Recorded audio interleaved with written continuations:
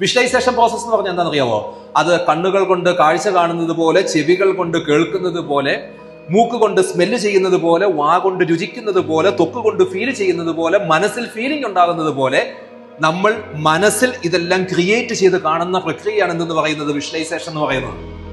എന്ന് പറഞ്ഞാൽ ഒരു കാര്യം ഇല്ലെങ്കിൽ അത് ഉള്ളതായിട്ട് കാണുന്നു, ഉള്ളതായിട്ട് കേൾക്കുന്നു, ഉള്ളതായിട്ട് ഫീൽ ചെയ്യുന്നു, ഉള്ളതായിട്ട് ടേസ്റ്റ് ചെയ്യുന്നു, ഉള്ളതായിട്ട് സ്മെല്ല് ചെയ്യുന്നു, അത് ഉണ്ടായിട്ടും ഉള്ളതായിട്ട് മാറും.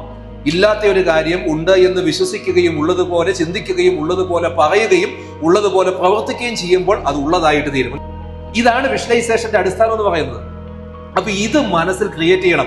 നിങ്ങളെന്ന് പറയുന്ന കുട്ടി ജീവിതത്തിൽ എവിടെയാണോ എത്താൻ ആഗ്രഹിക്കുന്നത് അത് എത്തുന്നതായിട്ട് വിഷ്വലൈസ് ചെയ്ത് മനസ്സിൽ കണ്ട് ക്രിയേറ്റ് ചെയ്തിട്ട്, നിങ്ങൾ ദൈവവിശ്വാസിയാണെങ്കിൽ സർവശക്തനായ ദൈവത്തിന് നന്ദി പറയുക, അതല്ലെങ്കിൽ ഈ പ്രപഞ്ചത്തോട് നന്ദി പറയുക. അതോടുകൂടി ക്രിയേറ്റീവ് വിഷ്വലൈസേഷൻ എന്നുള്ളൊരു പ്രക്രിയ പൂർത്തിയാകും. നിങ്ങൾ പക്കാ പോസിറ്റീവായിട്ട് മാറും.